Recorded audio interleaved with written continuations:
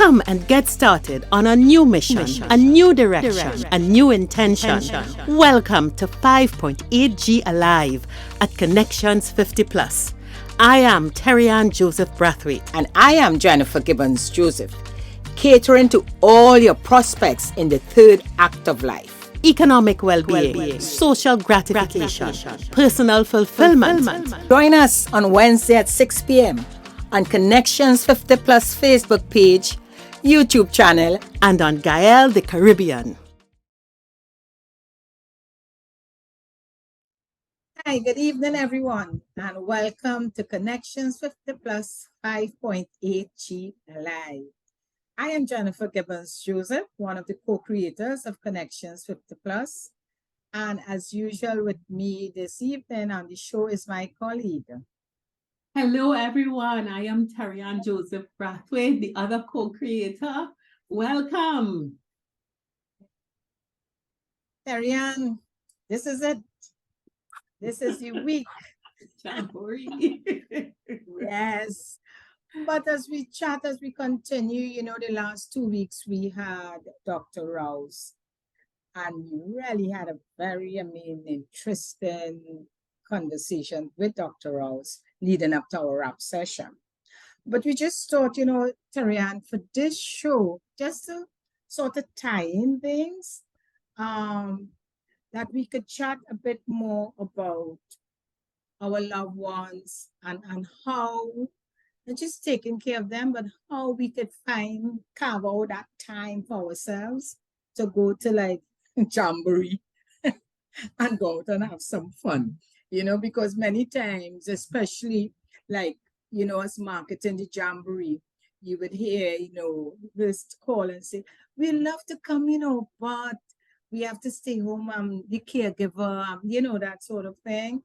So we thought, look, let's discuss it and see how we could help you all, those of you all who have that issue, carve out that time. What do you think, Terry? Absolutely. Absolutely. So we are going to spend a few minutes of the show discussing this very important issue. And of course, taking a lot of the summarizing and drawing from our discussions with Dr. Rouse. Yeah. And boy, did you all respond to that. And then in our last segment, we will talk about Jamboree. But first, let's get in tune and check in on how we take care of our loved ones. Jennifer, as we do this work, we meet, and I'm saying work, but it's not work. It's passion, it's fun as we go out there. We are meeting many, many people. And when we bring our guests on, and sometimes the discussions we have amongst ourselves, we hit nerves that are critical and crucial to many of our 5.8G listeners. And we have talked a lot about loving self, but there's another side of that, loving our loved ones. And while when you think about loving your loved ones is normally a parent, it could be a child, it could be a sibling, it could be a great aunt or a nene who took care of you. Many times, Jennifer, we are hearing stories and finding instances of the stress involved in caring for and loving those loved ones, causing the love to almost circle around to hate, to almost circle around to violence, frustration, suppression. And we thought it was very, very necessary to go in some depth into that, And Jennifer, there are about 3 or 4 areas where loving loved ones could put us in a little pickle. I'm being nice. The pickle Put kind us under pressure. The pickle kind of briny, So Jen, what do you think about? Let's talk about the first one. When our loved ones are not well. Oh, Terry-Ann, yes, that's critical. Many of us could relate to that. Um, not well, and let's say not well in such a way that they may not be able to do things for themselves, and they have so many different types of ailments that could cause our loved one incapable of functioning in the normal way.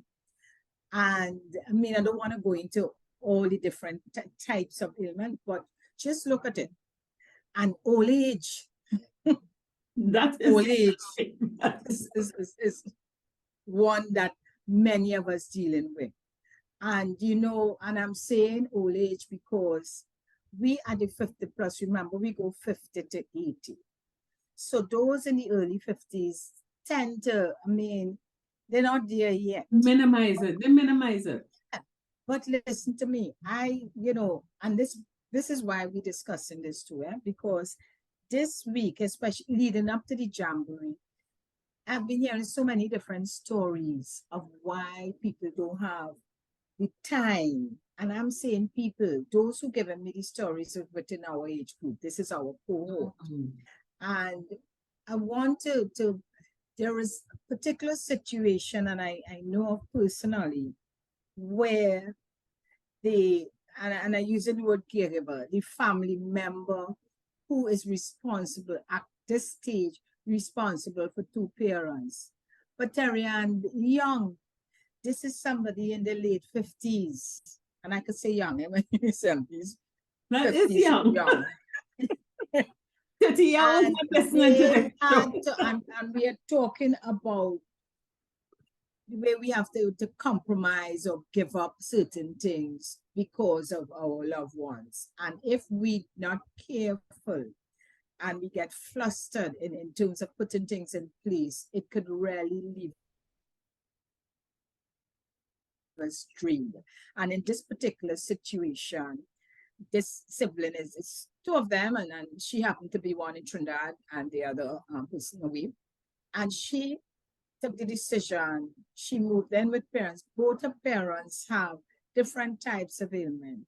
And the parents not that young, not that old, And this is where it's a bit scary, because I saw myself as, but wait now, I could be the old parent,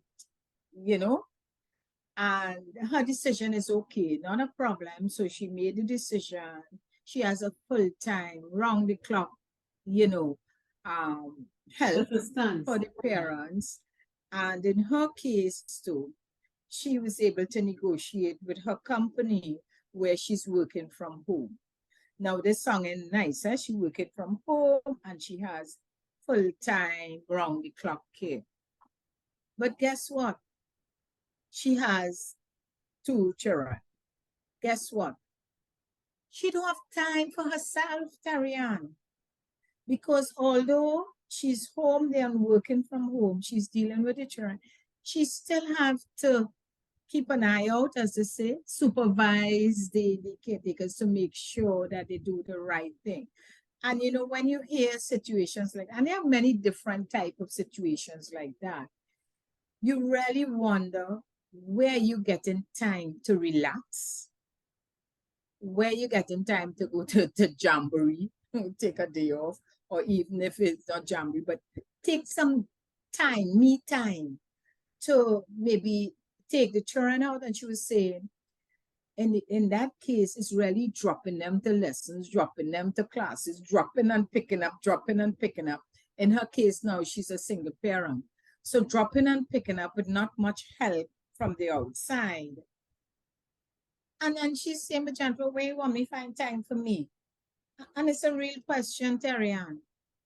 How do we carve out that time? I think that is a tragic question that someone in our cohort ends up having to ask themselves. Where do you expect me to get time for me? And listen, no judgment, no anything. We just reflecting on our reality, and we are bringing forth something that many of us dare not utter around family, around friends, because if you utter these kinds of statements, you're faced with a lot of judgment about what kind of person are you, and as I was famously described as having no soul and all that kind of, I could say it because, but you know, when it gets to the place where a young person in their in their 50s has to ask themselves, and if your parents are also relatively young and not on their deathbed or at the end, you are looking at your life for the next 10, 15 years being one that says, where am I finding time for me? And the thing is, if she's a single mother, it means that there isn't a partner in her life. And if she wants to get a partner, she needs time to find that partner. But it's strain on the relationship she had and her marriage, because she made a choice to move in. They moved in, but it put a strain on the marriage. And that you know, that's what happened. Illness can really, really take a toll. And you know, I sit and I look back at my last year, which had all kind of drama and dealing with illness of parents and stuff like that. And as I asked you when we were preparing this for this talk, you know, I reflected and I wondered, okay, how is it in the middle of such stress and distress and drama, did I have the presence of mind, and I don't know if that was it, or selfishness, or I don't know what to call it, to understand that in loving them, I had to make sure that I stayed whole and healthy so that I had capacity to love them.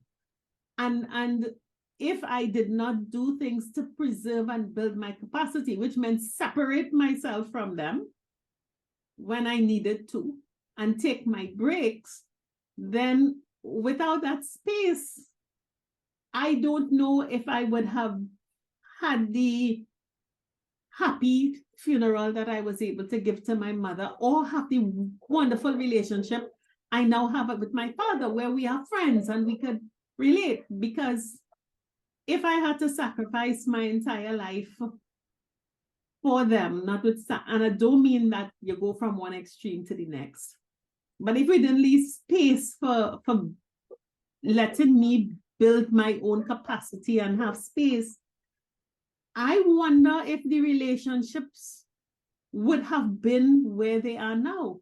It's a very difficult choice. It is, because Terry-Ann, as you say, we're not judging here.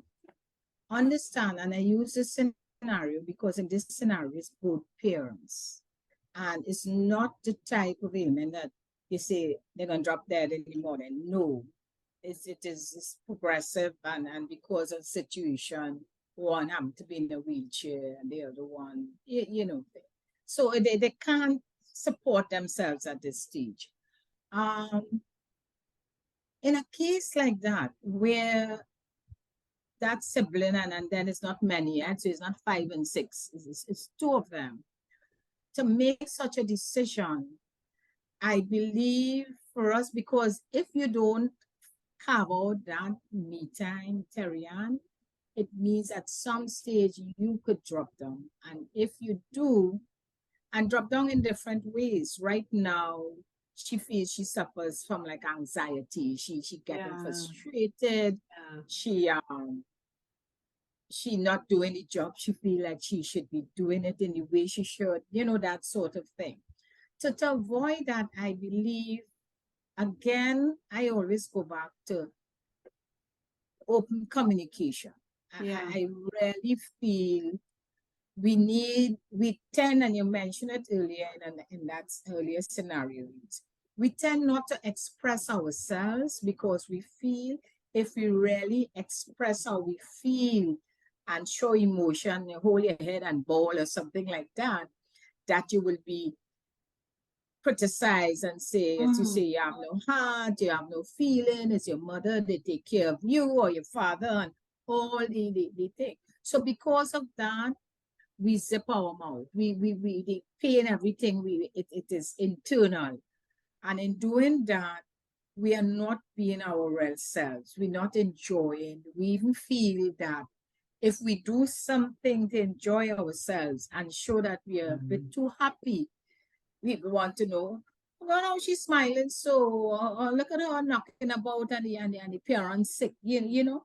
So I believe for us to have that peace of mind, that little space while we still meeting our commitment, um, we need to communicate and communicate in a way that we know that this is how we feel, and whoever wants to talk and feel that they know best for what you want, then forget them. Because Terry, and I'm not saying you dress every evening going out. We're not getting ridiculous. I'm just saying you check yourself and see what creating the most anxiety. So if it is maybe staying up late in the night with them, if it is having to cook, what the type of chores you choose, although you may have a caregiver or may not, you have to decide what causing you that most stress and see if you can stop it, get somebody else to do that, and give yourself that time. Yeah. That's the only way. Mhm. Because I understand in some situation that is how it is. Yeah, yeah. But you could still find that time without feeling guilty. You know, we Yeah. talked about guilt a lot. Yeah. And I think, Jennifer, one of the things that's where guilt come from, it's especially when the person, the person you're taking care of, whether it is the parent or sibling or whatever it is when that person still has Or your agency spouse in over, some cases. it's again spouse.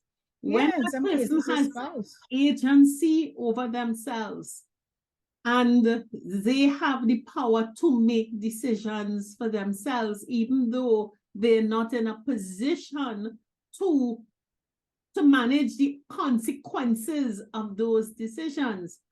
I again use my parents as an example, where when they both fell, one with a fractured hip and one with a broken back, and literally became paralyzed overnight, and wanted to, and nothing was wrong with their brains. They knew what they wanted and how they wanted to live, but made demands on how they must be cared for and how they must live that were totally not practical, totally requiring of me something that I did not have to give. And the negotiation of, okay, how is this going to go, was one of the most stressful. And I know that there are many people who are taking care of parents or spouses or siblings or other people who still have agency. Or even your children, because we have children. And those people are situations that making they have- demands about how they must be cared for that are impossible for you to counter. I suppose I really in hindsight understand why my father told me I have no soul, because I had to separate and say, listen, you cannot have it your way. And it got to the point where I had to take agency back through the instrument of a power of attorney. So even though you rant and you rave and you want it like this or want it like that, I listened to you, but you had to trust me. You had to trust that I loved you enough to give you the best that was possible for both of us.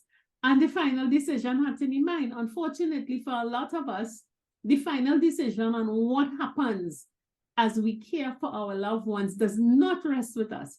It remains with the person who is not well, who is scared, who is going through all kinds of emotions and making demands that just not fitting into the times.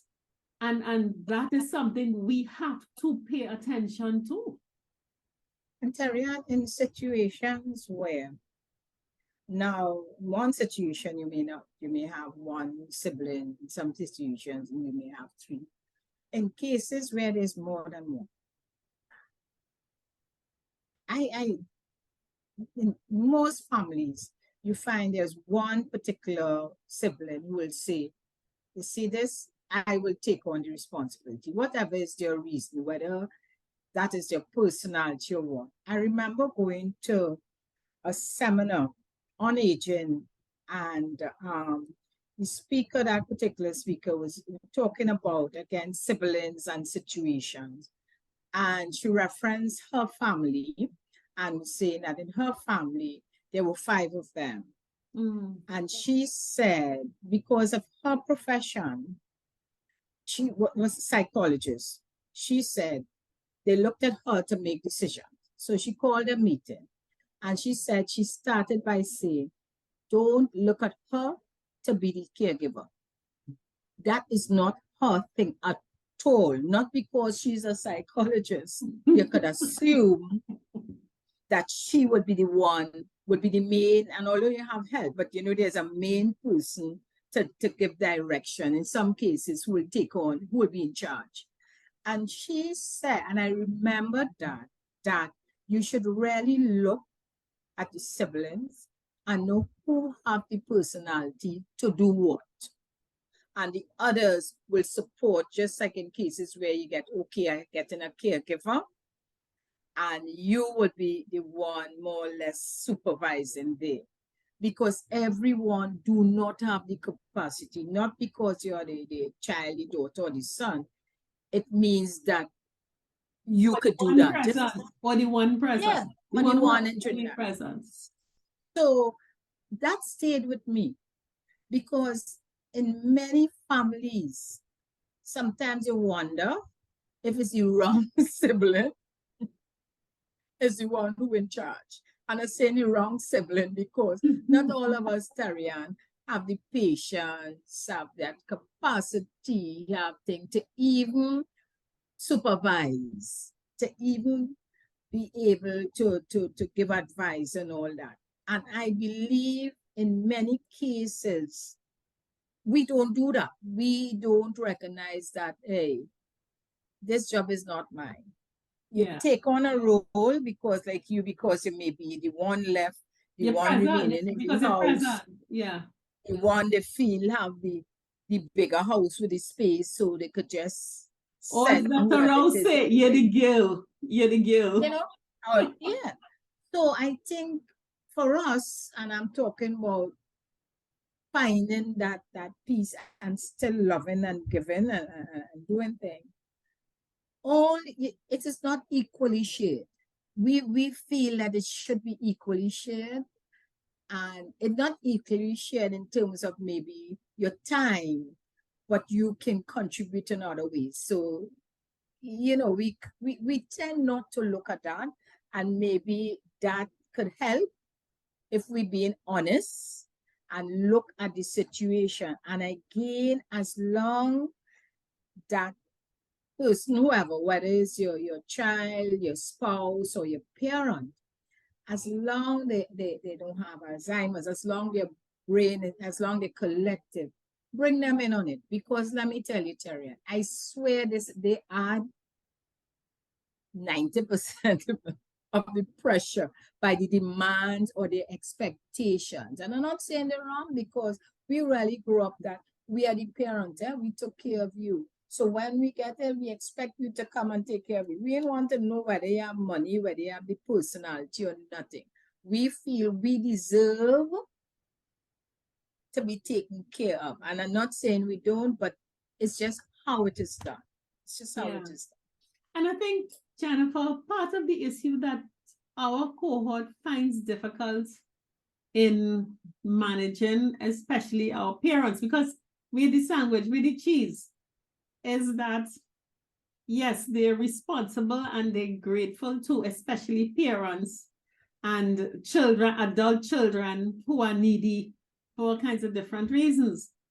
But, you know, I think the difficulty is, how do you have the conversation with that parent or that spouse to say, listen, look at my life, and what you require needs 8 hours a day. I have to work. That makes 16 hours a day. I have my family. I need another 8 hours. And I've lost the 24 hours used up.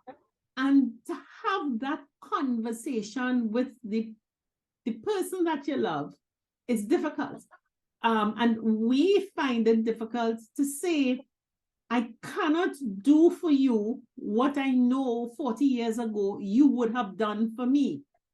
And the reason is that my life is completely different to yours. Unless I leave the job, unless I move out, like your friend, move out of my family home, unless and it's not, I mean, not talking about situations where somebody had surgery and they're looking at a 3-week recuperation. So I move for the 3 weeks and I come back. We're looking at where something is long term. And we find it difficult to have a conversation with someone we love that says, listen, I know 50 years ago, 40 years ago, you would have done it like in this way for me. But I'm in a place now where I can't. So how can we fix this? And I think if the person is collective, if they have their mind, we've got to find the courage to look at them and say, I can't meet your expectations for how you want to be cared for. So let's talk about a compromise. And I think that's one of the toughest things that we don't do. We avoid. And then we end up suppressing. And that is what creating the problem. Like that. Because I know of situations, Terry, and this is more, well, no, not just the older ones, one who dealing with their spouse also, where, and I referring to the family more as a patient, just say that.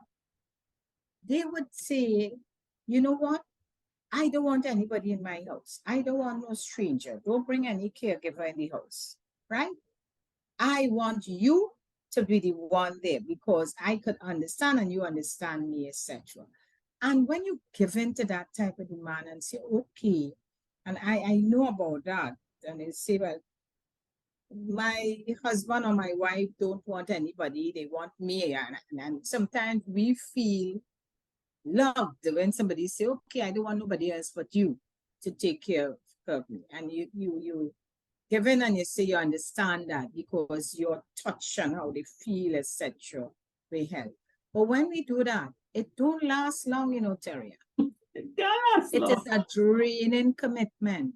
And by the time that person realizes that is not love, it is what do I call it? Neediness? What do I say? I love control. It's a control. Jennifer, I love touch. If I bathing you and a changing you and a cleaning you because we loving and caressing and it's intimacy, is not bathing and changing diaper and cleaning vomit and cleaning and feeding somebody kind of touch. It's a different kind of touch. It's a different thing. If that is the main touch that I'm going to be now engaged with you because I don't have a lot of help, because you don't want anybody else touching you in that way, then it affects how we feel about each other. It does. So and we have to look at that because I have heard it. I've heard it. I know the situation. I remember in the early days, and my mom said she don't want anybody in the house. She don't want a stranger. She prefer this. And I mean, I wasn't the solution. But we have to be very strong. And it's not about not loving or not caring. We have to know ourselves. For instance, many of us that in our cohort, we also have our issues. We may be hypertensive, we may be diabetic, we may be things. Some of us, we just can't deal with stress. Stress, when we are under stress, is not good. We have to know ourselves and know how much pressure you can go under. And I feel it's showing love is not putting yourself under that extreme pressure. Jennifer, something that we don't talk about that changes with us is our absolute energy levels. How much we can accomplish in a day? It's less. I'm experiencing G's and H's between 6. It take a little 2 years to go. But oh, Papa, a year and a half, I have to stop and sit down. 1.5 years ago, I could go through the day, and I doing this, that. No. And I can imagine when I reach the 17 now, it will gear down a little bit more. Yeah. So you don't have the energy to do it. You know? And if you don't take time out to replenish that energy, Terria, you're just going, you know. And there's another situation with this guy who's taking care of his mom. Young too, I don't think he was 60, yeah. Taking care of his mom. And during the COVID, she was bedridden and he did get help, but he's the one who doing everything. And that was it. During the COVID, he dropped down. That was it. There's nobody else to take care of the mom. So, of course, whoever family members come, but guess what? No more. And that is because we feel we could go and fooling ourselves that, yeah, we could do it. Yeah. And we're in good health and not taking time off even to, let me say, I can't exercise, I don't have time. I can't go for a walk in the morning because who will be looking at whoever it is? All the things we can't do. Yeah. But in an emergency, if we drop down or get ill, who's going to take care of you? You said something. If you're fooling yourself, you really believe you could do it. And you might eventually find out you can't. Yeah. But you see, when you're denying the truth to yourself, when in your heart of hearts, this is not for me. But because of what other people may think, because of pressure from your siblings, or because of your own guilt, because of tradition, you feel like, how I go look? So let me try and front it. Let me tell you, I think that one causes the most stress that could really mess us up. But Jennifer, in relation to time, there's another aspect of taking care of our loved ones that really wrecks us. And it has to do with those loved ones who are homeless or approaching homelessness. Yeah. Who, for whatever reason, they've fallen on hard times. A lot of them have carelessly not managed their affairs and lost their homes, or they've started at a certain area and their families have just grown and they are busting out of where they live now. And they descend on you. They turn to you. What are you supposed to do? Well, Tara, you can't, and I'm saying you can't. In most cases, you won't turn your back. It have to be a very extreme situation for a child. Remember, we're dealing with our age group who would say, not by me. And again, it comes into your financial situation. So one ties into the next. So if you're in a position to either, and depending on the stage, your parent, or I keep saying you do have to be parent, is your child to your adult child. I think you have to wait. One, I don't see the option of ignoring or leaving them on the street, or it won't be like that. So taking them in, your decision will be either, if you have the accommodation and you decide, peace of mind, if you feel you could cope, they're coming home. If not, Terrian, then definitely you have to look at how can you, whether they have different types of home. When we think putting somebody in a home, traditionally, our age, we think of one way. You're piling them in some little room and they're going to suffer until they die. It's no longer like that, Terry. You have the assisted places where you can go at a different age, as early as 50, you can go, and they have the facilities, you're getting everything, you're being treated well. you're on your own. Nobody, you could go out whenever you want. You could get visitors. So you have different types of things, depending on that person's age, if they may be getting the NI or the pension or something. You sit down and work it. It don't have to be by you if you feel it won't be comfortable or your situation, because it could mess up your family life, depending, because remember, a lot of us, we have different type of personalities, huh? Some people say their parents is quarrel all the time. Somebody don't quarrel. Somebody don't say nothing. Somebody like to knock about. You have to know. You have to know who you're dealing with, and you have to know your own family situation. But I think the first thing is look at your financial situation. They may not have had their own home because of a lot of reasons. We know that. But they may still be getting some income that even if you have to supplement it, you have your freedom, you have your own space, and you can advise or look for somewhere they can stay. They may have somebody else that they could room with. You have different situations that you can do. Jennifer, I'll tell you something, and I'm talking about my experience here, and I have, because not only of with my father, but also because of another person that I care very deeply for and I'm responsible for, I have had to seek residence for seniors, and therefore I am very involved in the retirement home industry in Trinidad. Yeah. And I want to tell our viewers, before you get to the stage of having to house someone, if you know you cannot accommodate anyone else in your home, your house is busted. You don't have the time.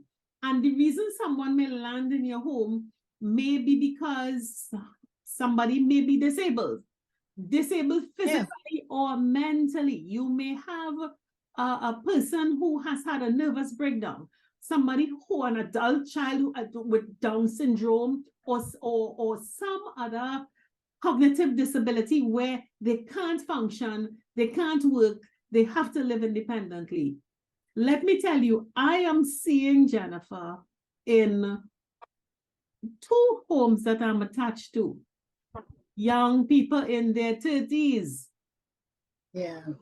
coming in to residence during the week because their families are not in a position to give them the supervision, the care that they want. And I want to urge our population. We have ideas of what a home is. You know, it's a place to go and get discarded and all that kind of stuff. Listen, take some time and go and visit these homes. Think about you 10 years from now. Think about you may have someone who lives with you who, you know, you will have to carry. You may not have the means to carry them. Go and visit these homes. Don't depend on the idea you have held for the past 40 years of what a residential home in Trinidad is and what it gives. There are many, many, many well-run homes that are catering. In fact, I was talking to the manager of one home, and they were saying that they realize now there is a huge, the home that my father was in, when he went there in December, there were it was about 50% occupied. Jennifer, the place book out. There is no more room. And I am talking, if you hear the names of the people that are there unhappy, she was telling me that they are looking now to create facilities for people in the 30 to 50 age group. 30 to 50, who, whether they can't support themselves, they can't go to work, or who have a crisis with home, they can't, they need a community living, they can't rent a whole place for themselves.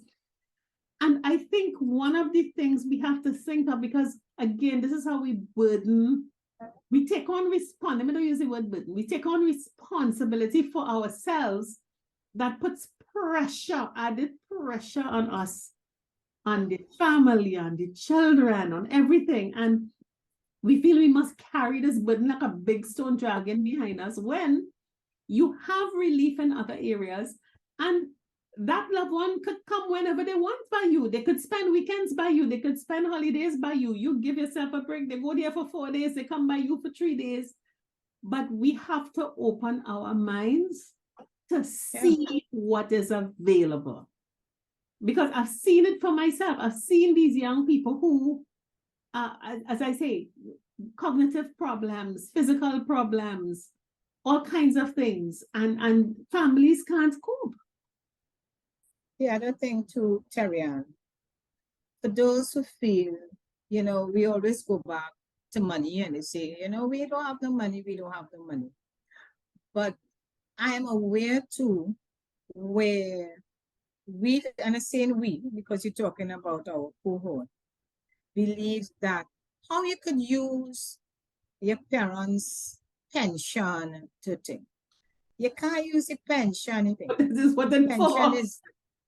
Pension in some cases is just there, or the pension is not used for housing. Then the pension is used for other little things.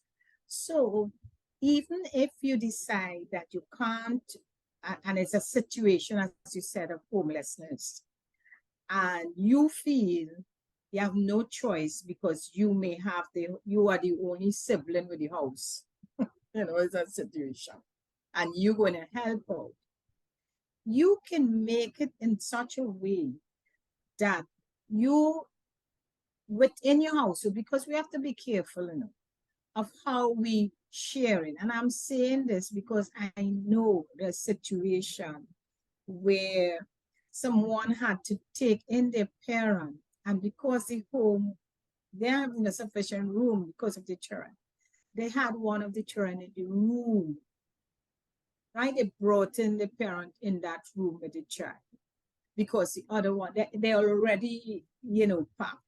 We have to be careful what we do, and we have to ask ourselves, okay, can we use from that pension or something and build an extra room or add on something for the comfort? We have to be careful how we moving out or disrupting in such a way our family that affecting, they're no longer like it removing that love and care again, because you're starting to feel hate towards that person and saying they coming to disrupt our lives.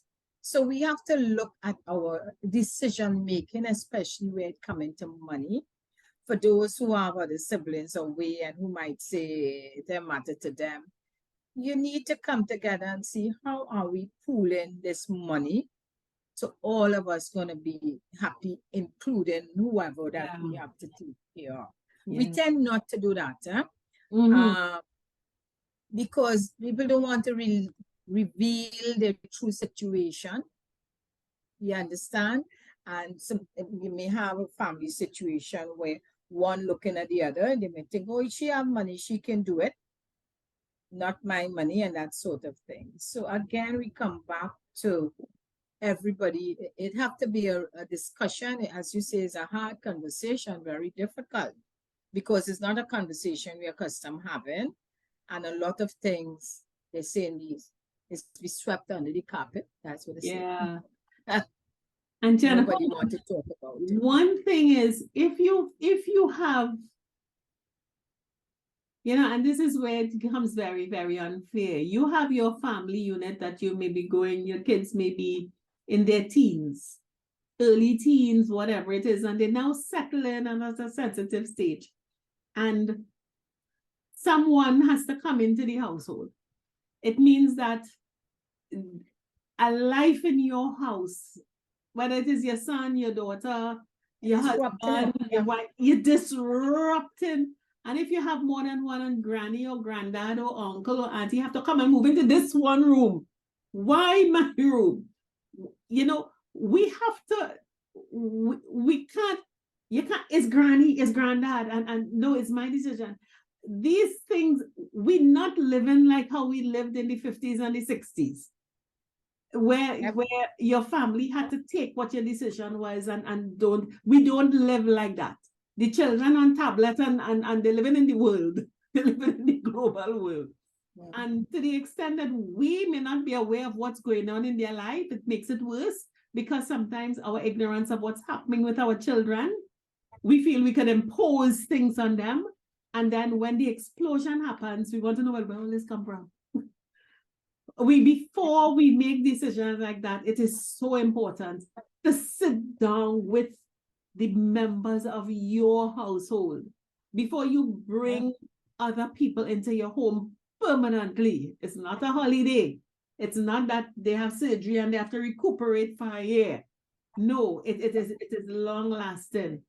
We don't sit down and ask our family members, we don't as a rule, how you feel about this, and how can we make this easier for you, and what do you lose, and how can I compensate for that? Because we can end up losing our families. In many cases, our families. and Terry Ann, let's have a lot of fighting among siblings about that, which is very, I have to say, unfair to in some cases to the parent, when they feel like if they're not wanted, not understanding that it's not that you're not wanted, but we need to make sure you're comfortable and this is the best thing for you,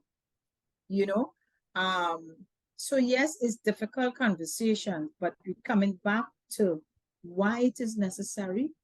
It is necessary so we, all of us, could, it might be very cliche to say live in harmony, but you want to make sure we all comfortable and we're not griping, because listen to me, why I'm saying this is because it's here the gripe. Yes, here people come, oh God, I'm tired, but I can't say nothing because my sister or my thing will say something.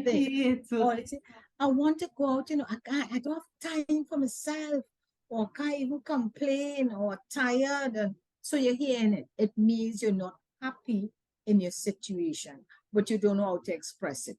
You're expressing it to the stranger or somebody you feel you could trust, but that's not helping. Or Jennifer, you're saying it to somebody so they'll bring back the message. And that's still not helping, because instead of that, you have animosity among each other because we don't understand. In cases, and I realize sometimes people have their minds blocked, Terry Ann. They put on blinkers, they block out. So you are trying to say to them, and especially among family members, and you are saying, look, I am tired, and they're hearing, you don't want to, you don't care. Or you may say, I can't afford to do this. And they say, no, she have money, but she can't afford to. And they're putting you on a guilt trip. And they're not hearing the real pain you're going through, and to understand. And, you ask to, in some cases, what is the real reason that that person is volunteering on the other side to do something? Is it a selfish reason? Yeah. Yeah. So this is, we are discussing this, but it's all to help bring some sort of clarity to situations, and to help us in this cohort to find time for yourself, not to be stressed out, because Terry, and I'm telling you, when I have to go to a funeral now and there's somebody within my age group, all I'm saying, okay, Jennifer, how can you how best can you live your life up until? Yeah. How can you release all the extra stress that come into you? That's what I say, not that, and I can't say I wouldn't drop down tomorrow, but what kind of life I want to live up until then. And Terry, and I'm telling you, it is not a stressful one, because we don't know. My father had this say, we don't know how long it will take you. Some people die by accident, some people by heart attack, some others, you're prolonged for months or years. We don't know. So in the meanwhile, guess what? Control your life and prepare in the event how best you would like to be treated. Yeah. You know, Definitely. without making this demand about you don't want anybody come in your house or you don't want to go in a home Yeah. or all these, the demands. Yeah. I would say to end off this discussion, Jennifer, because we have to get to some other important discussions, is that Yeah. as best as we could, please, as we are making decisions about life, about our money, about how we deal with our siblings, about who lives in our homes, please check to see what era you're using your standards. Yeah. Are you going to an era that was long past when you were a little girl and you all now started? Please make your decisions for the 21st century. Please make decisions being aware that you are probably going to have to live with the decisions that you're making for the next 10, 15, 20 years. And whatever your home circle is, the person that you have to manage is someone you love, but you're going to affect other people that you love also. We have to create new templates to make decisions. And I always say, it's not hard. This is what we spend the last second act doing. Now And we have our to do time it is for there. Some ourselves. of us, our time is now. Eh? Yeah. Yeah. You know, Our time is so now. We will find ourselves in the same situation very yeah. soon. So hopefully this has been a useful discussion for you, and we've touched on some of this, and it will have encouraged you to be brave, and Jennifer, to be brave. As we said before with Dr. Rouse, to face reality Yes. and make the tough decision. Yeah. Yes. So you're well tuned up. So we're stepping over to talk about something else. We go in the tribe. Okay.